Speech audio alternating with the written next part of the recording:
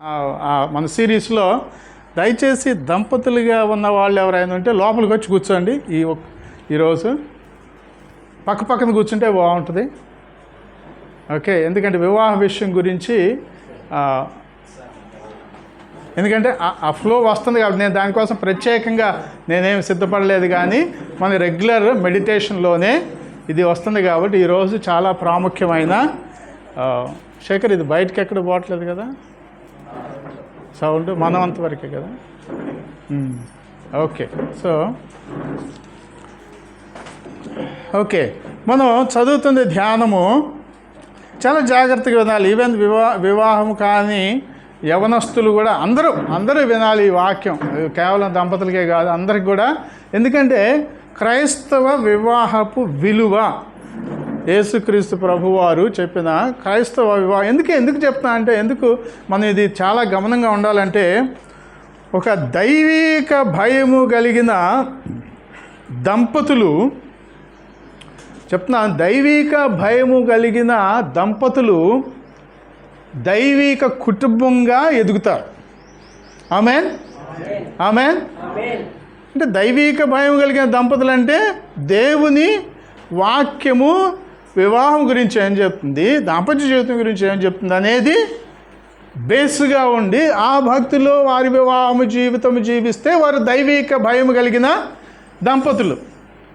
ఆ దైవిక భయం కలిగిన ఫస్ట్ దంపతుల మధ్య వస్తే మేరీ లేదా శేఖర్? బయటికి పోయిందా? ఓకే, సో దైవిక భయం కలిగిన దంపతులుగా వాళ్ళు ఎదుగుతున్నప్పుడు దైవిక కుటుంబము అంటే దైవభక్తిలో కలిగిన కుటుంబం తయారవుతుంది. హల్లెలూయా.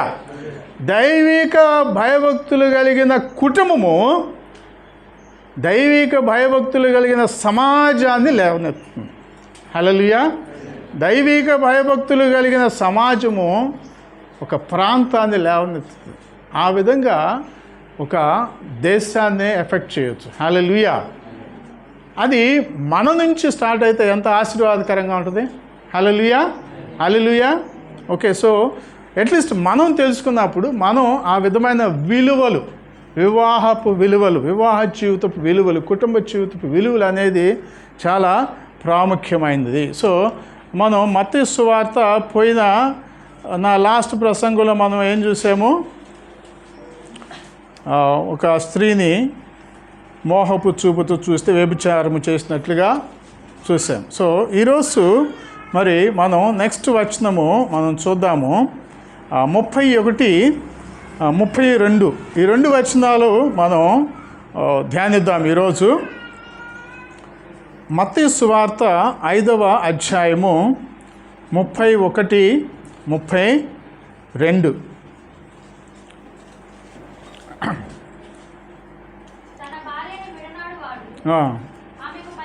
నేను ఇది లేకుండా మీకు బయట ఎంత పడుతుందా? నేను కొంచెం పెద్దగా మాట్లాడతానులే. ఓకే,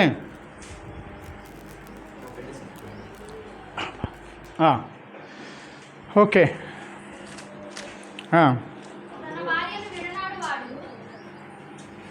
కొంచెం ఖాళీ ఉంది, లోపలికి వచ్చేస్తే కొంచెం చక్కగా అందరూ వినొచ్చమ్మా. కాకపోతే పర్వాలేదు, గాలి పర్వాలేదు, ఒక గంటే అంతే, ఒక 45 నిమిషాలు ప్రసంగం అంతే. అందరూ కొంచెం లోపలికి వస్తే బాగుంటుంది. ఓకే, సో చదవండి అమ్మా. తన భార్యను విడనాడు వాడు ఆమెకు పరిత్యాగ పత్రిక ఇయ్యవలెనని చెప్పబడి ఉన్నది కదా. నేను మీతో అంటే యేసుక్రీస్తు ప్రభువారు ధర్మశాస్త్రాన్ని, ఆ యొక్క పాత నిబంధనలో ఉన్న మోషేకి దేవుడిచ్చిన ధర్మశాస్త్రాన్ని గుర్తు చేస్తున్నాడు వివాహపు విలువల గురించి. తన భార్యను విడనాడు వాడు ఆమెకు పరిత్యాగ పత్రిక ఇవ్వవలెనని చెప్పబడి ఉన్నది కదా అని మనం అక్కడ చూస్తాం. ఎక్కడ? ఎక్సడస్లో అంటే నిర్గమకాండంలో ఆ యొక్క ధర్మశాస్త్రంలో చూస్తాం. అది ఆ రిఫరెన్స్ ఇప్పుడు వద్దులే, మనకి టైం లేదు. అయితే ఇక్కడ ఏమంటున్నారు 32వ వచనంలో, నేను మీతో చెప్పున్నది ఏమనగా, యేసుక్రీస్తు మనతో చెప్పున్నది ఏమనగా అంటే భార్యాభర్తలకు చెప్పినది ఏమనగా జాగ్రత్తగా గమనించాలి. వ్యభిచార కారణమును బట్టి గాక తన భార్యను విడనాడు ప్రతివాడును ఆమెను వ్యభిచారిణిగా చేయుచున్నాడు. విడనాడబడిన దాన్ని పెళ్ళాడు వాడు వ్యభిచరించుచున్నాడు. సో మరి ఇక్కడ చాలా క్లియర్గా ఉంది. అంటే ఈ రోజుల్లో కొన్ని చూస్తున్నాము. ఈవెన్ క్రైస్తవ వివాహాలు యవనస్తులు ఈ జనరేషన్ యవనస్తులు ఏ విధంగా ఉన్నారు అంటే, వివాహము అయిన కొన్ని నెలల్లోనే వారికి ఆ విలువ తెలియట్లా, వివాహపు విలువ అనేది తెలియట్లా. ఏదో కొద్దిగా చిన్న మిస్అండర్స్టాండింగ్స్ అంటే మనస్పర్ధలు వచ్చినప్పుడు కోర్టులు ఉండయి, చట్టాలు ఉండయి, ఈజీగా ఈ విడాకులు, ఇప్పుడు పరిత్యాగ పత్రిక అంటే విడాకులని యాక్చువల్గా డైవర్స్ అంటారు మన ఇంగ్లీష్లో. ఓకే, సో పరిత్యాగ పత్రికలు అంటే విడాకులు సింపుల్ లాంగ్వేజ్లో చెప్పాలంటే అది సర్వసాధారణం అయిపోయింది. క్రైస్తవ దంపతులే అది ఏమో ఆమె ఉద్దేశాలు ఆమెయి, నా ఉద్దేశాలు నాయి, మాకు ముందు తెలియకుండా ఏదో దగ్గరకు వచ్చాము అంటే వివాహం చేసుకుందాము, ఇప్పుడు తన ఇష్టం నా ఇష్టం అని చెప్పేసి అదేదో సింపుల్గా అని చెప్పేసి వాళ్ళు ఈ విడాకులని ఈజీగా తీసుకుంటున్నారు. క్రైస్తవ సమాజం గురించి చెప్తాను. సో అయితే మరి ఆ విడాకులు కానీ యేసుక్రీస్తు ప్రభు వారు ఒకే ఒక కండిషన్ పెట్టారు అక్కడ. ఏందది? వ్యభిచార నిమిత్తము కాక పరిత్యాగ పత్రిక ఇచ్చినప్పుడు. అంటే ఒకవేళ వివాహము చేసుకున్న తర్వాత వివాహం కాకముందు పూర్వపు చరిత్ర అనవసరం. You understand that? ఓకే, వివాహం చేసుకున్న తర్వాత అంటే వ్యభిచారం అనేది కనుక చేస్తూ వస్తున్న ఆ దాఖలాలు లేకపోతే ఏమైనా అటువంటి నిరూపణ కనుక వచ్చినప్పుడు ఆ కారణాన్ని బట్టి మరి ఆ పరిత్యాగ పత్రిక అంటే విడాకులు అనేది ఇవ్వటానికి అవకాశం ఉన్నది. కానీ మిగతా ఏ కారణాలు అంటే తన అలవాట్లు నాకు నచ్చట్లేదు, నా అలవాట్లు తనకు నచ్చట్లేదు, దాన్ని ఏమంటారు, తన ఇష్టాలు వేరు, నా ఇష్టాలు వేరు, మరి అంటే మిగతా వేరే విషయాల ద్వారా ఎటువంటి విభేదాలతో కూడిన విడాకులు అనే విషయం అనేది దేవుని దృష్టిలో అది ఏమాత్రము సరికాదు. ఆ విధంగా చేస్తే ఏమంటున్నాడు, చేసిన వాళ్ళు కూడా అంటే అది స్త్రీయే కావచ్చు పురుషుడే కావచ్చు, వ్యభిచార నిమిత్తము తప్ప విడాకులు తీసుకుంటే ఇద్దరు కూడా ఏం చేస్తున్నారు, దేంట్లో ఇన్వాల్వ్ అయి ఉన్నారు, ఇద్దరు కూడా వ్యభిచారంలోనే ఇన్వాల్వ్ అయి ఉన్నారు. Very clear. ఓకే, సో ఈ విషయంలో ఇంకా కొంచెం క్లారిటీగా కూడా మనం ధ్యానించినప్పుడు మార్క్ గారు రాసిన సువార్తలో కూడా 10వ అధ్యాయము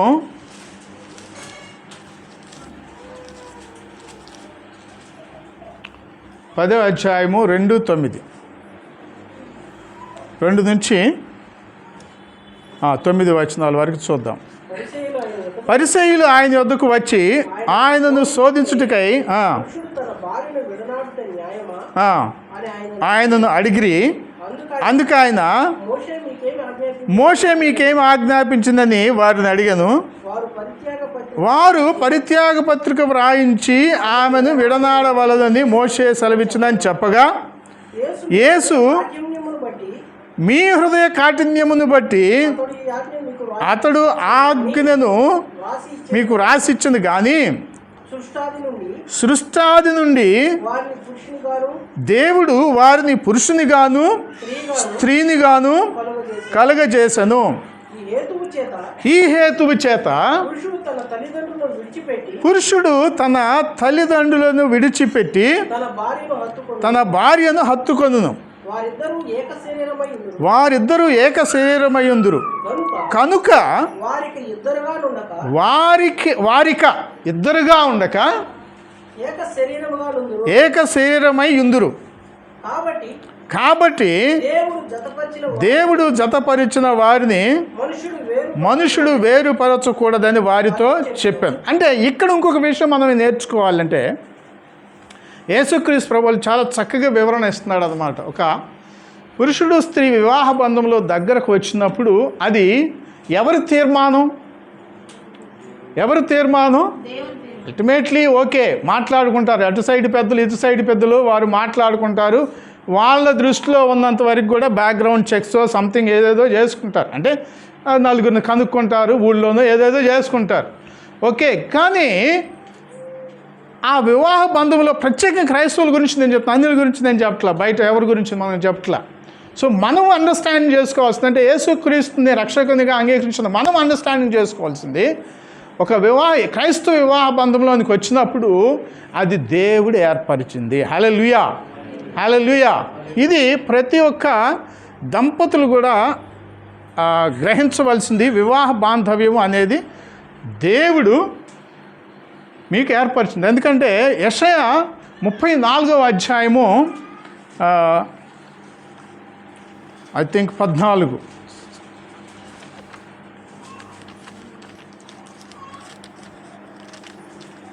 16 యెషయా 34:16 యెహోవా గ్రంథమును పరిశీలించి చదువుకొనుడి,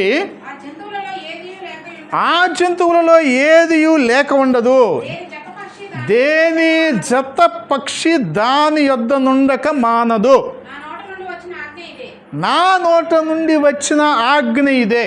ఆయన నోటి ఊపిరి. ఏయన నోటి ఊపిరి? దేవుని నోటి ఊపిరి వాటిని పోగు చేయును. వేటిని పోగు చేయును? ఆయా జత పక్షులని పోగు చేయును. హల్లెలూయా. నిన్ను నీ భార్యని, నిన్ను నీ భర్తని ఒకరి దగ్గరికి ఒకరికి పోగు చేసింది ఎవరు? దేవుని నోటి ఊపిరి. నువ్వెక్కడో ఏదో దేశంలో ఉండొచ్చు, లేకపోతే ఏదో ఊరిలో ఉండొచ్చు, నువ్వెక్కడో ఊరిలో ఉండొచ్చు. కానీ క్రైస్తవ వివాహంలో మీరిద్దరు కూడా జత చేయబడింది దేవుని నోటి ఊపిరి వారిద్దరిని కూడా జత చేసింది. హల్లెలూయా. ఎందుకు చెప్తున్నా అంటే మీకు యూ మస్ట్ అండర్స్టాండ్ దిస్. ఈ విధమైన ఒక అండర్స్టాండింగ్, ఒక జ్ఞానము ఉంటేనే ఆ తలంపే రాదు మీకు. గొడవలు లేకపోతే అభ్యంతరాలు ఏమైనా చిన్న చిన్న వచ్చినప్పుడు ఇది మీకు ఫ్లాష్ అవ్వాలి. నో, తను నాకు దేవుని నోటి ఊపిరి ద్వారా దేవుడు నా దగ్గర తీసుకొచ్చాడు. హల్లెలూయా. చెప్పండి రవి, నువ్వు చెప్పు. సుజాత, దేవుని నోటి ఊపిరి ద్వారా నువ్వు నా దగ్గరికి పంపించాడు దేవుడు అని చెప్పేసి ఒకరినొకరు చెప్పుకోండి. This is correct. నేను చెప్పట్లేదండి, ఇది వాక్యం చెప్తుంది. దేవుని నోటి ఊపిరి ద్వారా నువ్వు నాకు జత అయ్యావు అని చెప్పాను. చెప్పు ఇద్దరు యూ స్థిరపరచండి. You confess. I'm telling you confess. Please confess. Enemy is watching over this. Okay, దయ్యము ఇది చూస్తున్నాడు. మీరు చెప్పకపోతే, మీరు చెబితే వాడమ్మో ఇంకా వీళ్ళని నేను దేవుని ఊపిరి ద్వారా వీళ్ళు జత చేయాలని వాళ్ళే అనుకుంటున్నారు. ఇంకా నేను వాళ్ళ దాంపత్య జీవితంలో నేను అడుగు పెట్టకూడదు అంటాడు. నమ్ముతున్నారా లేదా? హల్లెలూయా. ఇది జ్ఞాపకం చేసుకోండి ప్రియులారా. మీ ఎందుకు చెప్తున్నట్టు నేను మొదట్లో అని చెప్పావు, ఒక దైవికమైన వివాహ జీవితము, భార్యాభర్తలు దైవిక కుటుంబం లేపుస్తారు. హల్లెలూయా. మీ పిల్లలు అటువంటి దైవిక దీంట్లోకి రావాలా? మీ మధ్య ఈ అండర్స్టాండింగ్ ఉండాలి. వివాహపు విలువ ఎంత ఘనమైనది. అందుకని వివాహము అన్ని విషయములలో ఘనమైనది. హెబ్రీయులకు రాసిన పత్రిక. హల్లెలూయా. అన్ని విషయములలో కంటే కూడా ఘనమైనది. ఆషామాషి కాదండి క్రిస్టియన్ వివాహ జీవితము. మిగతా వాళ్ళ సంగతి మనకు తెలియదు. వాళ్ళ వివాహ జీవితాలు మనకు అనవసరం.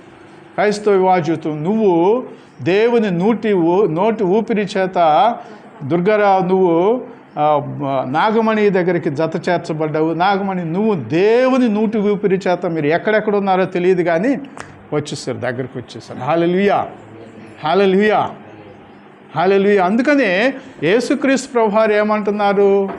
దేవుడు జతపరిచినది, చదివిన వాక్యం ఏంది మనం ఇప్పుడు? ఏ మనుష్యుడు. సో ఇది ఈ మర్మం వలనే మనిషి ఇద్దరు ఏం చేస్తారంటే హత్తుకుంటారంట. దిస్ ఈస్ శరీర ఇచ్చ ఇస్ డిఫరెంట్. యాక్చువల్గా శరీర వాంఛ అనేది దట్ ఈస్ డిఫరెంట్. బట్ ఎప్పుడైతే ఆ వివాహ బంధంలో మీరు జత అయినప్పుడు వాళ్ళు దగ్గరకు అయ్యేది దేవుడు ఏర్పరిచిన వివాహ బంధం బట్టి, అప్పుడు వాళ్ళ యొక్క దాంపత్య జీవితం అనేది ఆనందకరంగా ఉంటుంది ఎప్పుడైతే ఈ అండర్స్టాండింగ్లో వస్తారు. హల్లెలూయా, హల్లెలూయా. దేవుడు నిన్ను నాకు సాటి అయిన సహకారిగా దేవుడు ఏర్పరిచారని సంతోషంతో నువ్వు నీ భార్యని హత్తుకున్నప్పుడు, నీ భార్య దేవుడు నిన్ను నాకు యజమానునిగా నన్ను ఏర్పరిచాడని భార్య ఎంత సంతోషంతో భర్త దగ్గరికి వస్తుందో, ఆ అండర్స్టాండింగ్, ఆ దైవిక, ఆ బిబ్లికల్ ఆ ప్రొనౌన్సియేషన్ అంటే కన్ఫెషన్స్, ఆ ఒప్పుకోలు ద్వారా మీ వివాహ జీవితం దాంపత్య జీవితం స్థిరపరచబడుతుంది. హల్లెలూయా, హల్లెలూయా. ఎవడు కూడా బయట ఎటువంటి బంధువులు ఎటువంటి కళ్ళు గుట్టుకునే వాళ్ళు అదేమంటారు, ఇదేమంటారు, కళ్ళు గుట్టుకుంటే అంటారు కదా, వాళ్ళు ఎవరు కూడా ఏది కూడా మీ వివాహ జీవితాలని ఏమాత్రము కూడా ఇచ్చేస్తారు. అందుకనే సృష్టి ఆది నుంచి దేవుడు ఉద్దేశము పురుషుడు స్త్రీగా వివాహ బంధంలో జత అవటం అనేది. సో అందుకనే వారిద్దరూ ద మూమెంట్ వాళ్ళు ఎప్పుడైతే దగ్గర అవుతారో వాళ్ళు తల్లిదండ్రుల్ని విడిచి వీళ్ళకంటూ ఒక కుటుంబాన్ని రేజ్ చేసుకుంటారు. హల్లెలూయా. అది దేవుని యొక్క ఉద్దేశం. విడిచిపెట్టమంటే వాళ్ళని కేర్ చేయకుండా వదిలేయటమని కాదు, అక్కడ వాళ్ళని కేర్ చేయాలి. కానీ నీకంటూ దేవుడు ఒక యూనిట్, ఒక కుటుంబాన్ని ఏర్పరిచాడు. హల్లెలూయా. నీకంటూ రేపు పిల్లలు వస్తారు, వాళ్ళకి మళ్ళీ పెళ్ళిళ్ళు, నీకంటూ ఒక కుటుంబం, వాళ్ళ తల్లిదండ్రులు ఉంటారు, వాళ్ళని మనం కేర్ చేయాలి, వాళ్ళని గౌరవించాలి, తల్లిదండ్రులని ఎఫెసియన్స్ 6:1 ఏమని చెప్తుంది? ఎఫెసీయులకు రాసిన పత్రిక 6వ అధ్యాయం 1వ వచనం, పిల్లలారా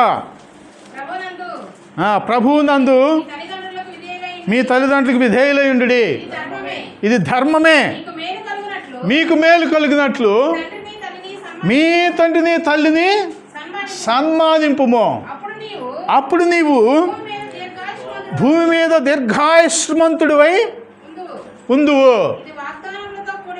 ఇది వాగ్దానంతో కూడిన ఆజ్ఞలలో మొదటిది. యాక్చువల్గా ఇంగ్లీష్ వర్స్ని ఎవరైనా చదవండి, అది everything will go well with you అని ఉంటుంది. యాక్చువల్గా children English verse obey your parents in the Lord for this is right. ఇది న్యాయమే, ఇది ధర్మమే. మీ యొక్క తల్లిదండ్రులను ఘనపరచు. Which is first commandment with a promise, with a promise ఏంది అది? so that it may go well with you and that you may enjoy long life on the earth. అంటే it may go well with you అంటే అది నువ్వు అంత చక్కగా ఉంటుంది, నీ జీవితం చక్కగా ఉంటుంది. Your life will go well. Hallelujah. అంటే ఆ విధమైన నీకు సాఫీగా సాగుతుంది. కరెక్ట్ ట్రాన్స్లేషన్ అది. ఓకే, ఎప్పుడైతే నువ్వు ఆ విధమైన కమాండ్ని, ఫస్ట్ కమాండ్ని చేస్తావో అప్పుడు ఆ కమాండ్ ద్వారా it may go well with you. నీ జీవితము ఒకటేంది, దీర్ఘాయుష్మంతుడిగా ఉంటావు. అంతేకాకుండా నీ జీవితం సాఫీగా సాగుతుంది. హల్లెలూయా. ఎటువంటి ఇది లేకుండా సాగుతుంది. దట్ ఈజ్ ఇంగ్లీష్లో అది ఒక యాడ్ అయ్యి ఉంది, అది తెలుగులో కొంచెం సప్రెస్ అయిపోయింది అన్నమాట. సో ఓకే, సో ఆ విషయంలో తల్లిదండ్రులను ఘనపరచాలి. కానీ నీకంటూ అంటే డెసిషన్ మేకింగు, వివాహ జీవితంలో డెసిషన్ మేకింగ్ అంటే నీకంటూ ఒక రెస్పాన్సిబిలిటీ వచ్చింది కాబట్టి తల్లిదండ్రులు కలిసి ఒక డెసిషన్ తీసుకుంటారు. హల్లెలూయా. కుటుంబంగా ఒక డెసిషన్ తీసుకుంటారు. నీ కుటుంబంలో మిగతా వాళ్ళు ఎవరు ఇన్వాల్వ్ అవ్వటానికి వీలు లేదు. ఓకే, ఆ యూనిట్. సో అది యేసుక్రీస్తు ప్రభు వారు అక్కడ చెప్తుంది. ఇది వాళ్ళిద్దరు ఏక శరీరమైనరు కనుక ఈ హేతువుని చేత పురుషుడు తన తల్లిదండ్రులు విడిచిపెట్టి తన భార్యని హత్తుకొందురు. సో కాబట్టి దేవుడు మరి జతపరిచిన వారిని మనుష్యుడు వేరుపరచకూడదు. అంటే ఏంది దీని అర్థం అంటే ఏంది? క్రైస్తవులుగా నీకు నాకు ఏంది? మన దగ్గర ఎవరైనా క్రైస్తవులే డివోర్స్ కోసం వచ్చినప్పుడు ఏం చేయాలి? నీ ఆలోచన ఏంది? అవును నిజమే, నీకు ఆమెకు పడతలేదు కదా, మంచిది, డిపోవటం మంచిది, అంతేనా? ఇవ్వచ్చా ఆలోచన? నమస్కారం, నాకు తెలిసిన వాక్య భాగం ఇది. మీరు ఎంత ఇబ్బందులు ఉన్నా కూడా ఒకరినొకరు అర్థం చేసుకుని, ఎందుకంటే నా దృష్టిలో వివాహం అనేది ఆమెకు నీకును దేవుడు తన ఊపిరితో మిమ్మల్ని జత చేశారు. ఇది నేను నమ్ముతున్నాను. మీకు ఆ అండర్స్టాండింగ్ తీసుకోండి. ఒకవేళ బలహీనతలు ఉంటాయి, ప్రతి ఒక్కరికి బలహీనతలు ఉంటాయి, ఆ బలహీనతలు సరి చేసుకుని చక్కగా వివాహ జీవితం సాగించండి అని వాళ్ళని చెప్పాలే కానీ వాళ్ళకు పోయి కోర్టులో పోయి డివోర్స్ సంతకాలు, విట్నెస్లు, ఈ సాక్షులు ఇవన్నీ చేయొచ్చా? చేయొచ్చా? ఒకవేళ తెలియక చేయకుండా తెలిసి చేసి ఉన్నట్లయితే లీవ్ ఇట్ వదిలేసేయండి. అది తెలియనప్పుడు చేస్తే అది ఇగ్నోరెన్స్. మనం తెలియని చేసింది దానికి దేవుని సన్నిధిలో అయ్యో నాకు తెలియక చేశాను, మన్నించండి ప్రభు అని ఒకసారి అడగండి. మరి వాక్యం జ్ఞానంలోనికి వచ్చినప్పుడు మనం అది ఎవరైనా సరే ఓకే. సో అది అంటే మనకంటూ మనం దాన్ని ఓకే చేయకూడదు. ఆ ఎదుటోడు ఫోర్స్ఫుల్గా చేస్తాడంటే ఇంకా దాన్ని మనం చేయలేం. ఓకే. కానీ నీకు నువ్వుగా ఏది కూడా ప్రోత్సహించకూడదు. ఓకే. ఒక్కోసారి ఏంటంటే ఇప్పుడు అమ్మాయి తరఫున వాళ్ళు లేకపోతే అబ్బాయి తరఫున వాళ్ళు మీకు ఇష్టం ఉండకపోయినా నేను ఇస్తానండి అన్నాడు అనుకోండి, అప్పుడు ఏం చేస్తాం? ఇంకా మనం ఏం చేయకపోయినా వాడు ఫైల్ చేసాడు అనుకోండి, డివోర్స్ చెప్తున్నా, ఎవడైనా ఫైల్ చేసేసాడు అనుకోండి, దాన్ని మనం ఇంకేం చేయలేం. వాళ్ళ ఇష్టం అది. అప్పుడు మనం ఏం చేయలేం. కానీ మన సైడ్ నుంచి మాత్రం మనం ఇది అనేది చేయకూడదు. Okay, that is clear. Okay, ఇంకొక ఇది చదువుకుందాం. 1వ కొరింథీయులకు రాసిన మొదటి పత్రిక 7వ అధ్యాయము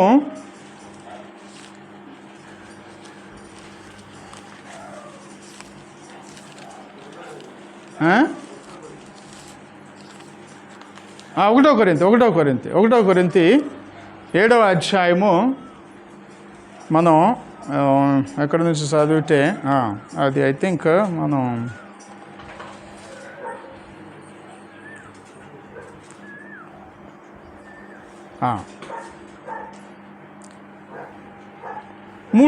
కొన్ని వచనాలు చదవాలి. ఎందుకంటే ఈ 7వ అధ్యాయం అంతా కూడా తర్వాత మీరు మొత్తం చదవండి. ఇంటికి పోయిన తర్వాత భార్యాభర్తలు ఎదురు కూర్చుని ఖాళీగా ఉన్నప్పుడు చదవండి. చక్కగా కూర్చున్న మొత్తం అధ్యాయం మొత్తం చదవాలి.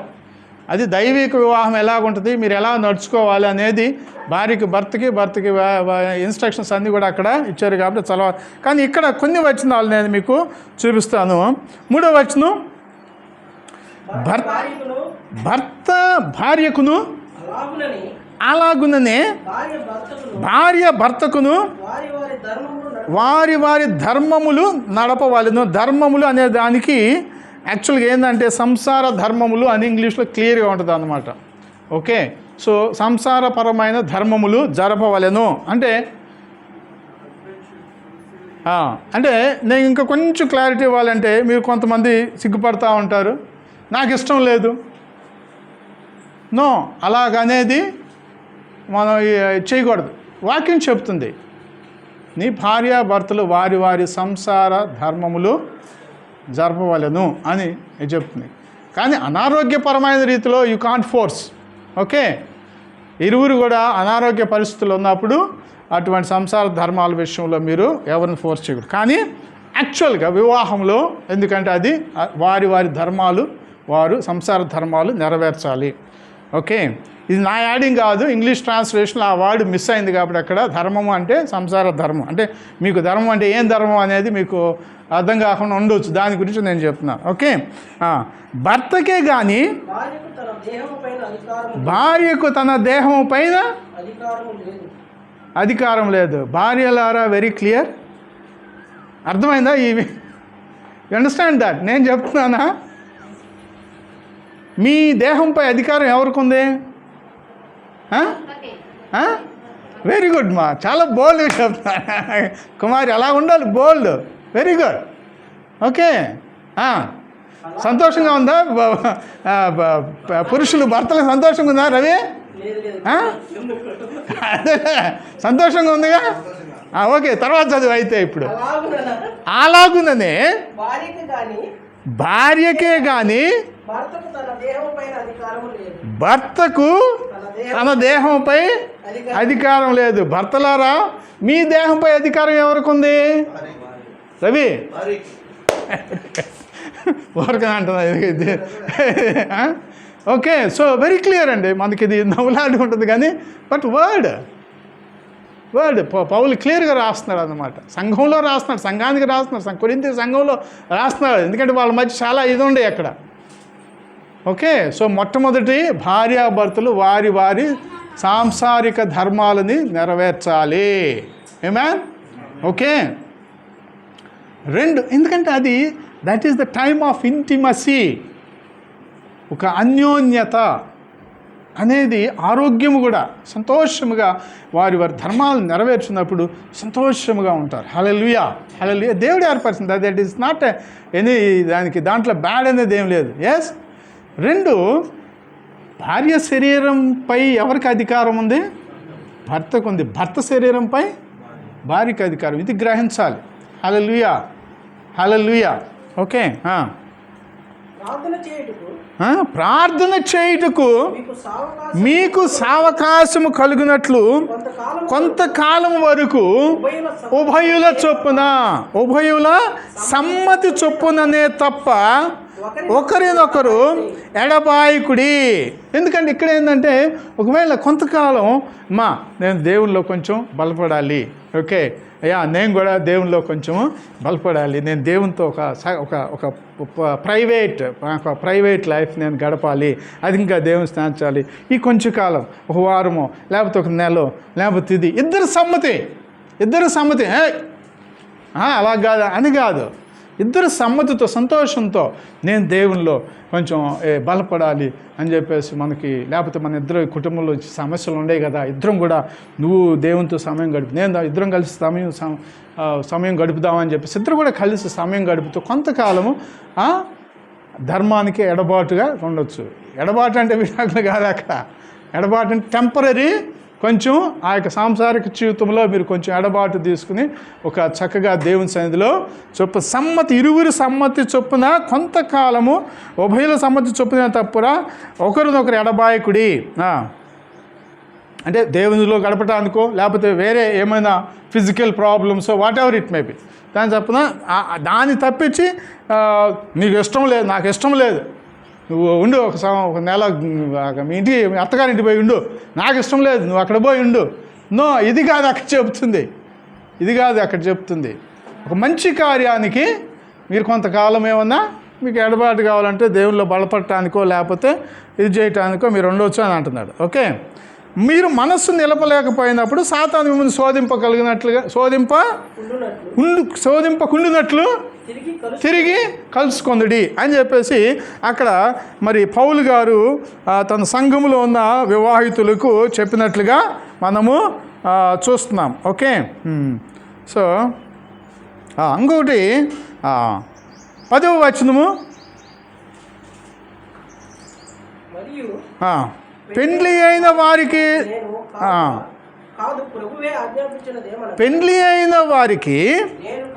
నేను కాదు అంటే ఏం చెప్తున్నాడు పౌలు? చెప్తున్నాడు నేను కాదు. ఏమని చెప్తున్నాడు? ఎవరు ఆజ్ఞాపిస్తున్నారు? ప్రభువే ఆజ్ఞాపిస్తున్నాడు. అంటే ఎవరు? యేసుక్రీస్తు ప్రభువే ఆజ్ఞాపించినది ఏమనగా భార్య భర్తను ఎడబాయకూడదు. అంటే ఏంటంటే ఇక్కడ ఎడబాటు అంటే విడాకుల గురించి యాక్చువల్గా. ఓకే, ఎడబాసిన ఎడల పెండ్లి చేసుకొనకుండా వాళ్ళను. అంటే ఎప్పుడు ఎడబాసిన ఎడల అంటే యేసుక్రీస్తు ప్రభు వారికి చెప్పిన 5వ అధ్యాయంలో 32వ వచనం కండిషన్. ఏం కండిషన్ అది? వ్యభిచార కారణం నిమిత్తి తప్పి ఎడబాయకూడదు. ఓకే, అలా ఇది చేసినప్పుడు ఏం చేయాలి? పెండ్లి చేసుకొనకూడదు. లేదా తన భర్తతో సమాధాన పడవలెను.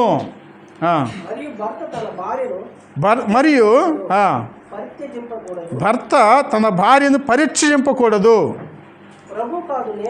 ప్రభువు కాదు నేనే తక్కిన వారితోనూ చెప్పినదేమనగా, ఇది కొంచెం చాలా జాగ్రత్తగా వినాలి. ఇది చాలామంది కన్ఫ్యూజన్లో ఉంటారన్నమాట. మనకు కూడా ఇది అవసరం. ఇది చాలా జాగ్రత్తగా ఉంటా. ఏ సహోదరునికైనను అవిశ్వాసురాలైన భార్య ఉండి ఆమె అతనితో కాపురము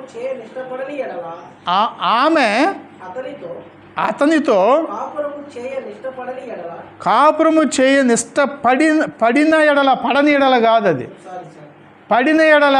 చూడండి, ఒక కొమ్ము అది ఎంత ఇదవుతుందో అని జస్ట్ హెచ్చరిక చేస్తుంది. ఓకే, పడిన ఎడల, ఇష్టపడిన ఎడల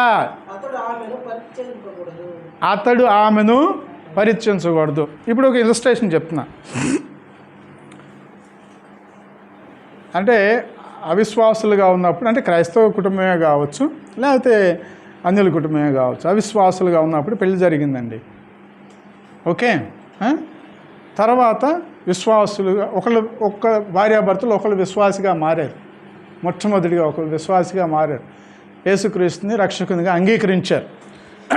ఓకే, ఇంకొకళ్ళు విశ్వాసిగా ఇంకా మారలా. ఓకే, సో కానీ నువ్వు యేసుక్రీస్తుని అంగీకరించడం నాకేం అభ్యంతరం లేదయ్యా, నీతో నేను వివాహ జీవితంలో కాపురం చేస్తాను అన్నప్పుడు ఏం చేయాలి? భర్త వాక్య ప్రకారం అంగీకరించి కాపురం చేయాలి. లేదు నేను ఇది చేశాను, నాతో పాటు నువ్వు కూడా చేయాలి అని చెప్పేసి బలవంతం చేయాలా? చేయకూడదు. తన గురించి ప్రార్థన చేయి. ఒకానొక టైంలో తను కూడా విశ్వాసిగా మారుతుంది. అంతేగాని నేను విశ్వాసి, ఇప్పుడు ఈ అవిశ్వాసి, ఈ పిశాచి, ఈ దెయ్యం, ఇది నాకు అనవసరం, నేను పరిశుద్ధుడిని, నేను దేవుని తెలుసుకున్నా, నా కళ్ళు తెలుసుకున్నాయి, నేను ఇప్పుడు నాకు ఏమో వద్దు అని చెప్పేసి చాలామంది మూర్ఖులు ఉన్నారా లేదా? మీకు ఎవరైనా తారసపడ్డారా? తారసపడతారు. వచ్చినప్పుడు ఇది జ్ఞాపకం చేసుకోండి అంటున్నా. ఇప్పుడు వరకు తారసపడపోతే ఈ వాక్యం చూసుకోండి, చెప్పండి వాళ్ళకి. పిచ్చోడా, పిచ్చమ్మాయి, మీరు అలా కాదు, దేవుని అంటే వాళ్ళకి తెలియదు, నిజంగా తెలియనప్పుడు పిచ్చోళ్ళే కదా. అంటే పిచ్చోళ్ళు అంటే నేను మ్యాడ్ పీపుల్ అని అంటలా, నా ఉద్దేశం. జ్ఞానం లేని, థ్యాంక్ యూ శేఖర్, కరెక్ట్ చేసినందుకు. జ్ఞానం లేని వాళ్ళారా, అజ్ఞానులే ఉండకండి అని వాక్యం చెప్తుంది ఫిలిప్పియన్స్ రాష్ట్రం. ఓకే, జ్ఞానం కలిగి మెలకు కలగండి. ఇదిగో మెలకు అంటే ఇదే. ఓకే, మంచిది. నువ్వు దేవుని తెలుసుకున్నావు, దేవుని కృప అది. నువ్వేం పెద్ద ఇది చేసుకోలే, దేవుని కృపతో నువ్వు ఆ కళ్ళు తెరుచుకుని నువ్వు ఇది చేస్తాడు. ఆమె కూడా సమయం ఇవ్వు, ఆమెను ఇష్టపడుతుంది కదా నీతో ఉండటానికి. ఎందుకు పిశాచి అంటావు? ఎందుకు ఇదేంటి ఉంటావు? ఆమెతో నేను కాపురం చేయాలంటావు, ఆమెకు ధర్మం నేను చేయింది అంటావు. ఇప్పుడు వచ్చేదాకా నేను అసలు ముట్టుకోను అంటారు కొంతమంది. లేరా? అజ్ఞానం పాపం, మనం వాళ్ళకి తెలియదు, అది వాళ్ళని మనం ఇది చేయట్లేదు కానీ అజ్ఞానం. సో వాక్యం ఏం చెప్తుంది? ఆమె ఇష్టపడిన ఎడల కలిసి ఉండండి. హల్లెలూయా. సేమ్ కేసా. మరియు ఏ స్త్రీకైనను అవిశ్వాసి అయిన భర్త ఉండి ఆమెతో కాపురము చేయుటకు ఆయనకి ఇష్టమైన ఎడల ఆమె అతను పరితింపకూడదు. ఇది ఇప్పుడు మళ్ళీ లేడీస్, ఈడు పిశాచోడు, వీడితో ఎక్కడ నేను కాపురం చేస్తాను? దెయ్యం. నేను ఎంత పరిశుద్ధంగా ఉంటున్నాను, అది ఈయన దగ్గరికే బాగుంది అంటే నేను అందుకే మైక్ తీసుకోవాలి. నేను అసలు ఈయన ముట్టుకోకూడదు, ఈ రోజు నుంచి ఈయన ముట్టుకోకూడదు అలాగని చెప్తుందా వాక్యము? అలాగని చెప్తుందా వాక్యము? అటువంటి విశ్వాసం ఏ విశ్వాసం? ఎవరికి ఉంటుంది ఈ విశ్వాసం? మనకే కాదు, ఇంకా ఎవరికి ఉంటాయి? యాకోబు గారికి ఉంది, చెప్పారు కదా. ఎటువంటి విశ్వాసం? దయ్యపు విశ్వాసం. ఎస్, నిజమైన విశ్వాసం అంటే వాక్య ప్రకారం నడుచుకునేది, క్రియలో చూపించాలి. హల్లెలూయా, హల్లెలూయా. విశ్వాసం అంటే ఈ వాక్యం ఏం చెప్తుంది దాని ప్రకారం నడుచుకోవాలి. హల్లెలూయా. అప్పుడే నువ్వు దేవుని మాటను నమ్ముతున్నావని అర్థం. ఓదో ఆదివారం వచ్చేసి 2 గంటలు చక్కగా హల్లెలూయా హల్లెలూయా ఆమేన్ ఓ అన్ని భాషలో చేసి ఇంట్లో పోగానే అవిశ్వాసాన్ని భర్త దగ్గరికి కారాలు మీరియాలు నూరేమనుకోండి. What is that? ఏంది అది? అదే విశ్వాసం.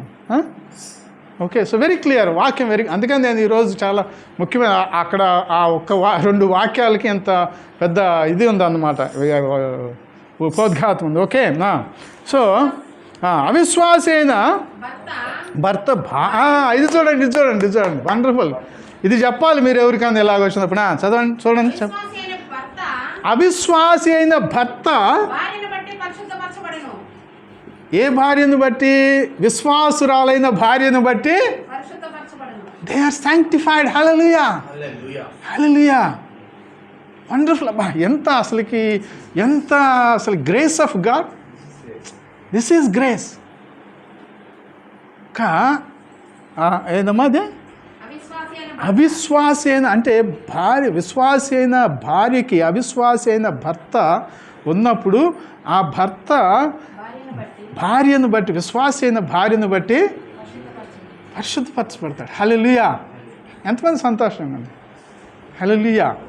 మీకు ఎదురుపడే ఎవరైనా ఇటువంటి కుటుంబాలు ఉన్నప్పుడు వాళ్ళకి ఎంకరేజ్ చేయండి. డోంట్ వరీ, నువ్వు ఫస్ట్లో దేవుళ్ళలోకి వచ్చినా కూడా నీ భర్త కూడా దేవుడు అంగీకరిస్తాడు. హల్లెలూయా. నిన్ను బట్టి భర్తని దేవుడు పవిత్రునిగా చేస్తున్నాడు. హల్లెలూయా. తర్వాత అవిశ్వాసురాలైన భార్య విశ్వాసి అయిన భర్తను బట్టి పరిశుద్ధపరచబడును. తర్వాత లేని ఎడల మీ పిల్లలు అపవిత్రులయ్యుందురు. ఇప్పుడైతే hallelujah, hallelujah. The overall picture మొత్తం పిక్చర్ ఏంటంటే ఒక కుటుంబంలో ఒక్కరు రక్షించబడినా కూడా God's grace is upon them. Hallelujah. వాళ్ళ పిల్లల మీద ఉంది, ఎవరు శాపగ్రస్తులు గారు. హల్లెలూయా. భార్యను బట్టి భర్త పవిత్రుడయ్యాడు, విశ్వాసురాలైన భార్యను బట్టి భర్త పవిత్రుడయ్యాడు, విశ్వాసి అయిన భర్తను బట్టి అవిశ్వాసురాలైన భార్య పవిత్రుడు. వీరిద్దరి యొక్క దీన్ని బట్టి దేవుని యొక్క కృపను బట్టి వాళ్ళకి పుట్టే పిల్లలు. హల్లెలూయా. ఎంత గొప్ప గుడ్ న్యూస్ ఇది. హల్లెలూయా. ఎవరికైనా చెప్పండి. ఎవరైనా ఇటువంటి ఈ కుటుంబాలు ఇలాగా కలతలో ఏదేదో అనుకుంటారు. ఈవెన్ పాస్టర్స్ కూడా కొంతమంది ఇటువంటిది లేదు అనుకుంటున్నా. అవునా నాగరాజు? తెరవలా. వాక్యం ఇది యాక్చువల్గా ఎంత చక్కగా మనకి వాక్యంలో ఉంది. ఊరికనే పోట్లాటలు ఎందుకు? నువ్వేదో విశ్వాస అయ్యో, ఓకే మంచిది, దేవుని కృప ఓపికతో తను నీతో ఉంటుంది కదా. హల్లెలూయా. అతను నీతో ఉంటున్నాడు కదా, సంతోషంగా. ఇప్పుడు ఇంకొక వాక్యం చదువుకున్నాం. హల్లెలూయా. ఇప్పుడైతే వారి పవిత్రులు. అయితే 15వ వచనం, అవిశ్వాసి అయిన వాడు ఎడబాయి వచ్చును. అట్టి సందర్భములలో సహోదరునికైనను నిర్బంధము లేదు. సమాధానముగా ఉండుటకు దేవుడు మనల్ని పిలిచి ఉన్నాడు. ఓకే, అవిశ్వాసి అయిన భర్త ఉన్నాడు అనుకోండి, లేకపోతే అవిశ్వాసి అయిన భార్య ఉందా అనుకోండి. ఓకే, నీతో ఉండటం నాకు లాభం లేదయ్యా, నీ విశ్వాసం వేరు నా విశ్వాసం వేరు, నేను వెళ్ళిపోతున్నాను అంటే ఇట్స్ ఓకే. బలవంతం చేయలేం కదా, కానీ మనం ఇది ఎంకరేజ్ చేయవచ్చు. అంతేగాని నీ విశ్వాసాన్ని మరలా తనగా దీన్ని బట్టి నువ్వు మళ్ళీ వెనక తగ్గకూడదు. అది ఆ వాక్యం యొక్క అర్థం.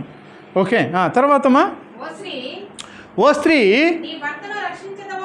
నీ భర్తను రక్షించదవో లేదో నీకేమి తెలియను.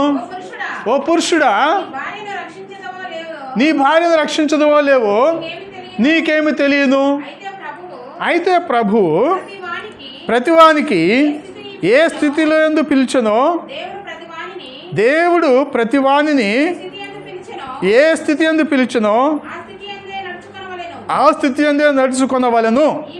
ఈ ప్రకారమే సంఘములన్నింటిలోనూ నియమించుచున్నాను. Very clear. అంటే సంఘములో ఆ నియమం అనేది పౌలు వెరీ క్లియర్గా వివాహ బంధం గురించి ఏర్పరచాడు. హల్లెలూయా. వెరీ క్లియర్, చాలా క్లియర్గా ఉందా?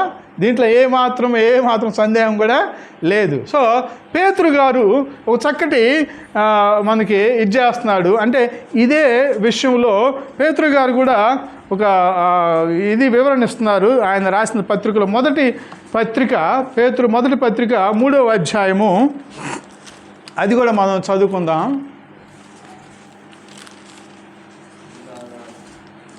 ఆ 3వ అధ్యాయము 1 నుంచి 7 వరకు చదువుకుందాం. ఎస్. అటువలే స్త్రీలారా మీరు మీ స్వపురుషులకు లోబడి ఉండి, అందువలన వారిలో ఎవరైనాను వాక్యమునకు అవిధేయులైతే వారు భయముతో కూడిన మీ పవిత్ర ప్రవర్తనను చూచి వాక్యము లేకుండానే తమ భార్యల నడవడి వలన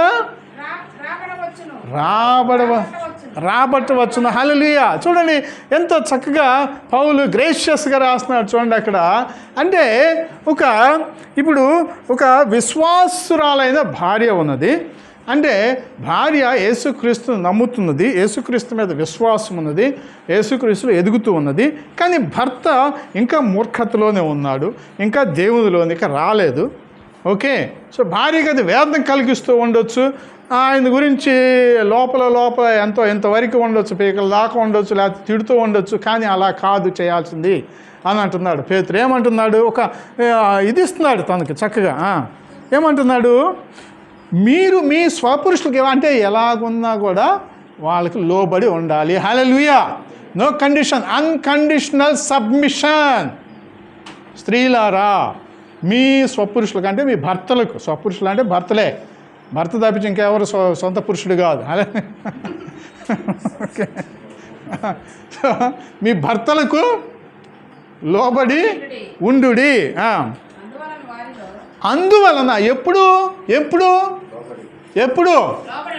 స్త్రీలారా చెప్తున్నా, విశ్వాసులైన స్త్రీలారా మీ భర్తలకు ఎప్పుడైతే లోబడి ఉంటాడో అందు నిమిత్తము, మీ లోబడి ఉండటం అనే నిమిత్తము వారిలో ఎవరైనా వాక్యమునకు అవిధేయులైతే, అంటే మీ భర్తలలో ఎవరైనా అంటే భర్త ఒకడే ఉంటాడులే అంటే ఈ విధంగా సంఘంలో వాళ్ళకి చెప్తున్నాడు అన్నమాట. మీ భర్తలు అంటే మీ సంఘంలో ఉన్న వాళ్ళకి చెప్తున్నాడు. ఓకే. ఎవరైనా కూడా వాక్యానికి అవిధేయులై ఉంటే, అవిశ్వాసులుగా ఉంటే, దేవుని దగ్గరకు రాకుండా ఉంటే, వారు భయముతో కూడిన మీ పవిత్ర ప్రవర్తన, ఎవరి పవిత్ర ప్రవర్తన చూచి? భార్య యొక్క పవిత్ర ప్రవర్తనను చూచి వాక్యము లేకుండానే తమ భార్యల నడవడిక వలన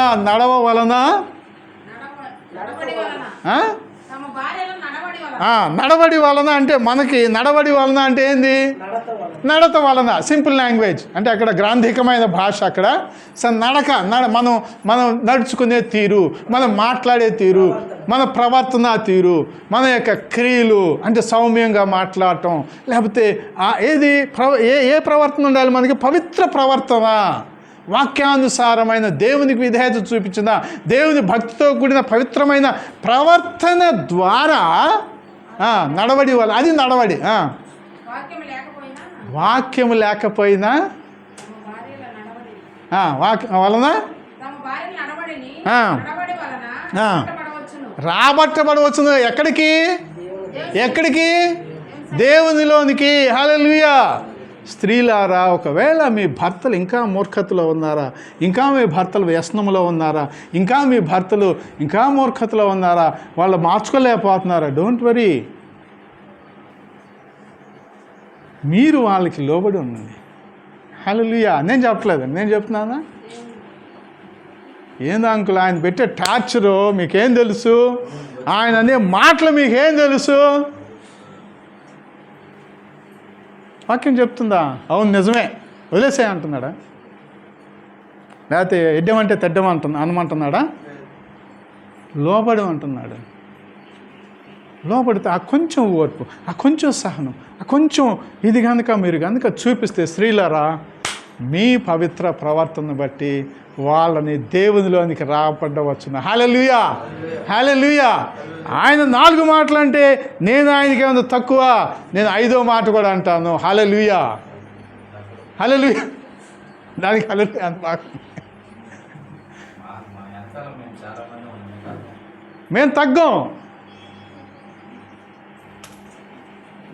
no, this is not a Christian life.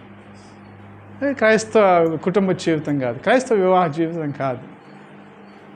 చాలామంది చూస్తున్నారు, అది వాళ్ళు అద ఉదాహరణ కాదు. చర్చికి వెళ్ళే వాళ్ళు కూడా ఇలాగే ఉన్నారు. నో వాళ్ళు ఏ చర్చికి వెళ్తున్నాం మనకు అనవసరం చెప్తున్నాను. నీ చర్చ ఏంది? క్రీస్తు వెలుగు సంఘం కూడా కాదు, క్రీస్తే నీ చర్చ్. హల్లెలూయా. వాక్యమే నీ చర్చ్. హల్లెలూయా, హల్లెలూయా. ఆమేన్. ఎక్కడైతే వాక్యంగా సత్యంగా ధైర్యంగా ప్రకటించబడుతుందో అదే నిజమైన సంఘం. హల్లెలూయా. బెండ్ చేసి పర్వాలేదులేమ్మా, నువ్వు ఓకే, ఆయన అలాగుండాడు కదా, నువ్వు కూడా ఇలాగ మాట్లాడు, అప్పుడు మార్పు వస్తుందేమో. నువ్వు ఫైట్ చేసి, ఆయన అలాగన్నాడు, నువ్వు కూడా ఫైట్ చేసి. బోధించే వాళ్ళు ఉన్నారా లేరా? సో నో, మనం బోధించేది ఏంటంటే వాక్యం. హల్లెలూయా, వాక్యానుసారమైన. సో ఎంత చక్కటి ఇది కదా. వాళ్ళు స్త్రీలు తమ భర్తలు అవిధేయతగా ఉన్న భర్తలకు లోబడి ఉంటే వాళ్ళు దేవునిలోనికి త్వరగా వచ్చేస్తారు. హల్లెలూయా, హల్లెలూయా. వస్తారా రారా? వస్తారు. అది నీకు విశ్వాసం ఉందా? ఉంది. విశ్వాసం ఉంటే దాన్ని ఏం చేయాలి? క్రియ రూపంలో విధేయతగా చూపించాలి. Hallelujah. Action. Put your faith into action. యాకోబు. హల్లెలూయా. ఓకే, అదర్వైజ్ నీ విశ్వాసం వ్యర్థం, మొత్తం పనికిరాని విశ్వాసం, నీకేం ప్రయోజనం ఉండదు. ఓకే, తర్వాతమ్మా, జడలు అల్లుకొనటి, బంగారు నగలు పెట్టుకొనటి, వస్త్రం ధరించుకొనటి, వేలుపట్టి అలంకారం మీకు అలంకారంగా ఉండకూడదు. అంటే అవన్నీ చేసుకోకూడదని కాదు. You understand that? అదే నీ అలంకారంగా ఉండకూడదు. ఈ వెలుపుల అలంకారమే పెద్ద అలంకారం. ఎంతసేపటికి ఇలా అని చెప్పేసి భర్త వచ్చినప్పుడు లెక్క చేయకుండా, భర్తని ఏమి ఇది చేసుకోకుండా, ఇది కాదు సంగతి. అది నీ వెలుపల అలంకారంగా ఉండక ఏం అలంకారం ఉండాలంటున్నాడు ఇక్కడ. అవి అలంకారాలు చేసుకోవటం తప్పని చెప్పట్లా నేను. పూలు పెట్టుకోవడం తప్పంట్లా, జల్లాలు కోవడం తప్పంట్లా, ఆభరణాలు పట్టుకోవటం తప్పంట్లా. అవి ఉండక ఏ అలంకారం ఉండాలి? ముఖ్యమైనది సాధువైన స్వభావం ఉండాలి. మృదువైనటు గుణమును, అక్షయలంకారములు గల మీ హృదయపు అంతరంగ స్వభావము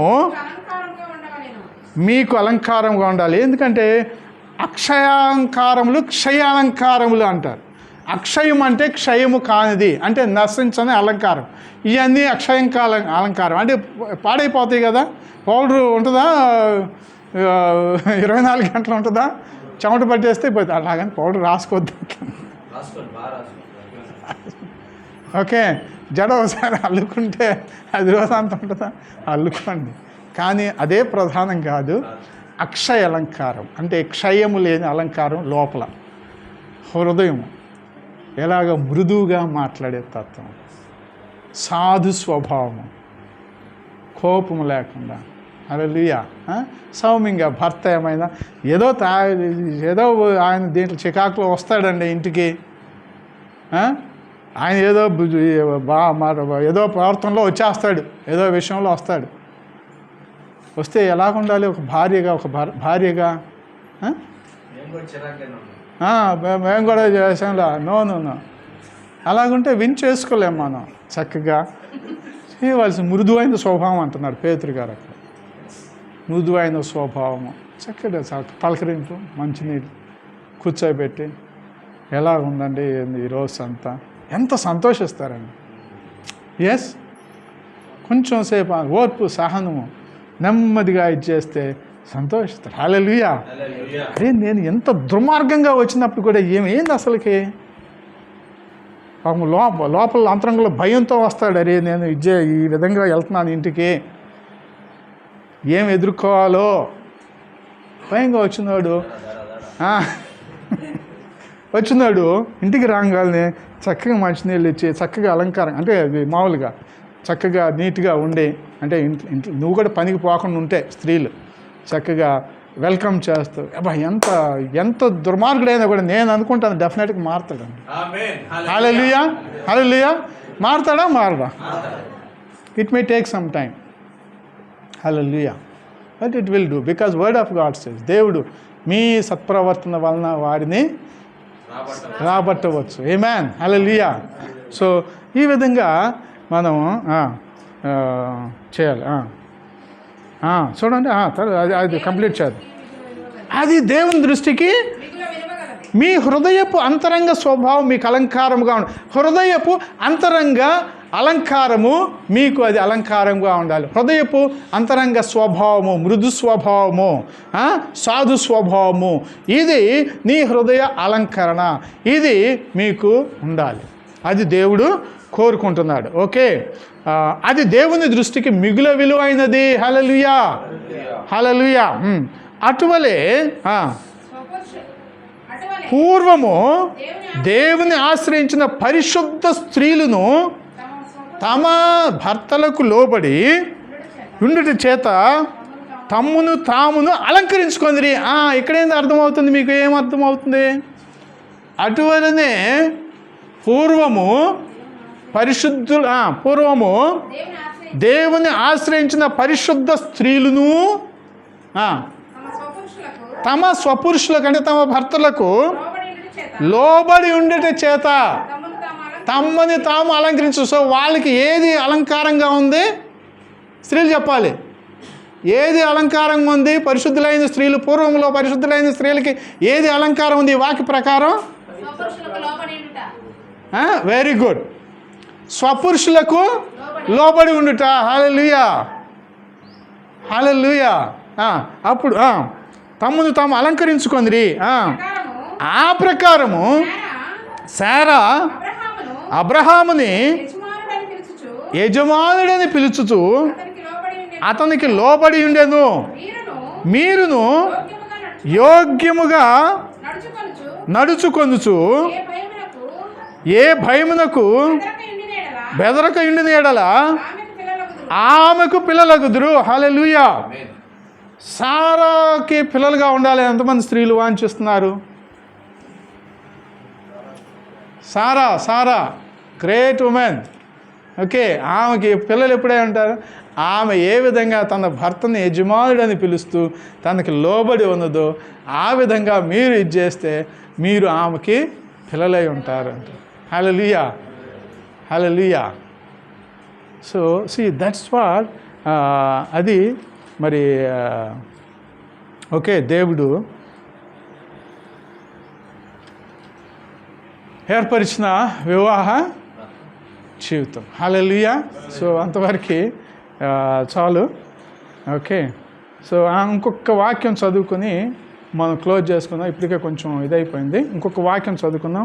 మలాకి అంటే లాస్ట్ ప్రవక్త, చివరి పాత నిబంధనలో చివరి గ్రంథము మలాకి ప్రవక్త గారు ఈ విడాకుల గురించి ఒక వాక్యం చెప్తున్నారన్నమాట. అంటే దేవుని ప్రవచనం అది. రెండవ అధ్యాయము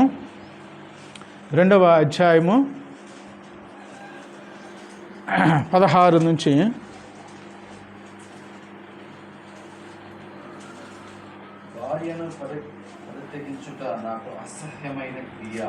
భార్యను పరిత్యజించుట. దానికంటే ముందు యాక్చువల్గా 13వ వచనం నుంచే చదవాలి. 13వ వచనం నుంచి చదవండి. రెండవసారి మీరు అలాగుననే చేయుదురు. యెహోవా బలిపీఠమును మీరు ఏడ్పుతోనూ కన్నీళ్లతోనూ రోదనముతోనూ తడుపుదురు. కాబట్టి ఆయన మీ నైవేద్యమును అంగీకరింపకయు తనకు అనుకూలము కాని అర్పణలను మీ చేత తీసుకొనకయునున్నాడు. అది ఎందుకని మీరు అడుగగా, ఎందుకు నేను ఇలాగా దేవుని సన్నిధిలో అర్పణ తీసుకొస్తున్నాను, నా జపఫలాలు అర్పిస్తున్నాను, స్తుతులు చెల్లిస్తున్నాను, అవే కదా దేవునికి మనం ఇస్తున్న బలులు ఈ కాలంలో, ప్రస్తుత కాలం, కృత నిబంధన కాలంలో. అయితే దేవుడు వాటి వెనక ఒక వాటి వెనక ఏడ్పుతో కూడిన, రోదనతో కూడిన, అది కూడా మిళితమైందంట. అందుకని అది అటువంటి రోదన, ఏర్పుతో కూడిన మిళితమైన అర్పణలను ఆయన అంగీకరించకుండా ఉన్నాడు. ఎందుకు అనే దానికి అక్కడ మనం చూస్తాం.